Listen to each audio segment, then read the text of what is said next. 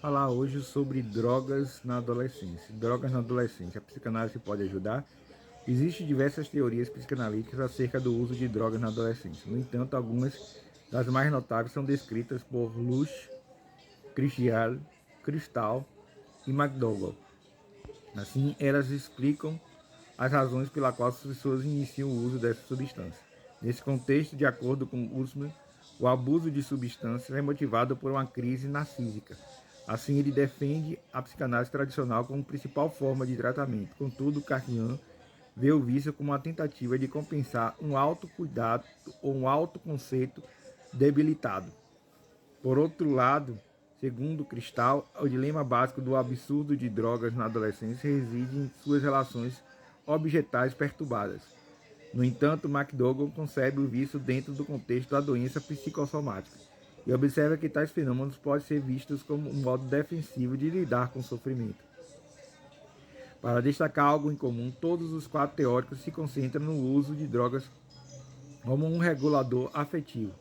Além disso, consideram as drogas como substitutos externos das funções internas.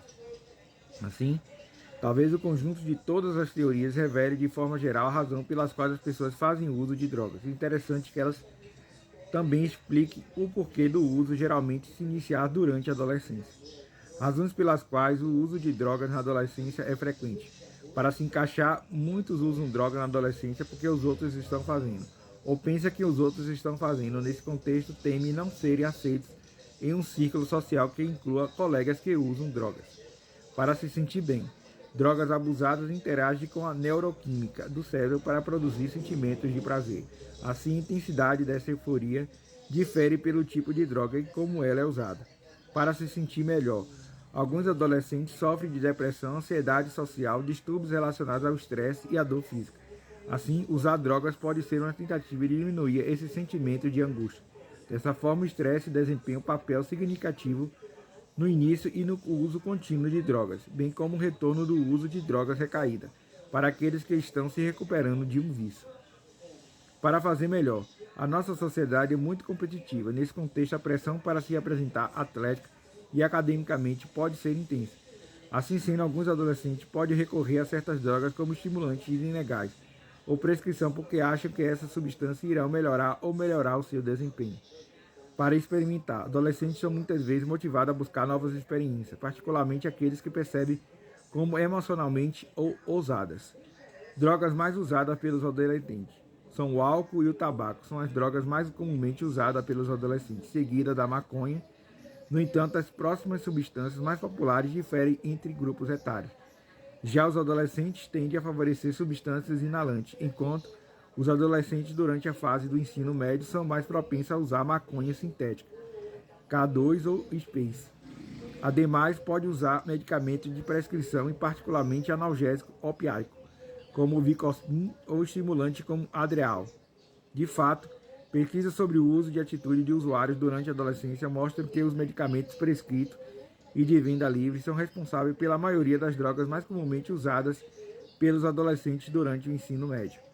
Como os adolescentes se tornam viciados em drogas e quais os fatores que aumentam o risco. O vício ocorre quando o uso repetido de drogas muda a forma como o cérebro muda de uma pessoa funciona com o tempo. Assim, a transição do uso de drogas voluntárias para compulsivas reflete em mudanças na inibição natural do cérebro. Nesse contexto, o centro de recompensa impede a pessoa de exercer controle sobre o impulso de usar drogas mesmo quando há consequências negativas. A característica definidora do vício. Algumas pessoas são mais vulneráveis a esse processo do que outras, devido a uma série de possíveis fatores de risco.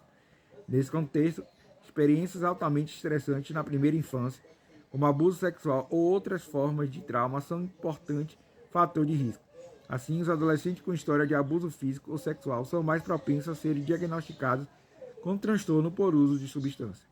É importante ressaltar que ainda há muitos outros fatores de risco. Assim são eles: vulnerabilidade genética, exposição pré-natal ao álcool ou às drogas ou outras drogas, falta de supervisão ou monitoramento dos pais, associação com os pais usuários de drogas. Ao mesmo tempo, uma ampla gama de influências genéticas e ambientais pode promover um forte desenvolvimento psicossocial e resiliência. Além disso, pode trabalhar para equilibrar ou neutralizar fatores de risco, tornando difícil prever quais indivíduos desenvolverão transtornos por uso de substância e quais são. É possível que os adolescentes se tornem viciados em maconha? Sim. Ao contrário da crença popular, a maconha é viciante. Estimativas da pesquisa sugerem que cerca de 9% dos usuários se tornam dependentes da maconha, e esse número aumenta entre aqueles que começam cedo, para cerca de 17% entre 1 e 6, e os usuários diários para 25% a 50%. Assim, muitos dos quais 7% dos adolescentes do ensino médio que, de acordo com os dados da pesquisa anual, relatam fumar maconha diariamente ou quase diariamente estão a caminho do vício. Isso já não estão viciados, né? Além disso, pode estar funcionando em um subnível ideal em seus trabalhos escolares e em outras áreas de suas vidas. Abstinência. Os usuários de maconha de longo prazo tendem a parar de relatar sintomas de abstinência. Nesse contexto são eles: irritabilidade, insônia, diminuição do apetite, ansiedade, fissura por drogas. Tratamento. Intervenções comportamentais, incluindo terapia cognitivo-comportamental e gerenciamento de contingência, fornecendo incentivos tangíveis a pacientes que permanecem livres de drogas.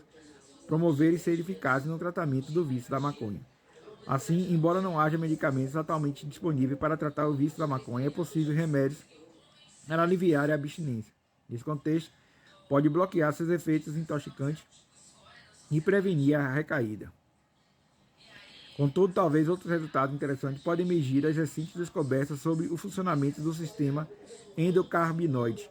Trata-se de um sistema de sinalização no corpo e no cérebro que o uso de produtos químicos relacionados aos ingredientes ativos da maconha. Tratamento para drogas na adolescência através da psicanálise. A psicanálise entra como auxiliar no tratamento de adicção.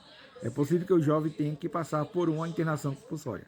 Assim, deve fazer um acompanhamento com profissionais da medicina a fim de checar possíveis danos físicos e cerebrais pelo uso das substâncias e acompanhar a desintoxicação. Nesse contexto, a psicanálise entra como cena geralmente em terapias de grupo, onde as pessoas afetadas pelo vício das drogas descrevem suas experiências. Dessa forma, o psicanalista tenta levar esses jovens a questionarem a razão pela qual iniciaram o uso de drogas, isso de modo a conscientizá-los contra as consequências do uso das drogas. Então, eu falei um pouco da drogas na adolescência, né? Psicanálise e drogas na adolescência.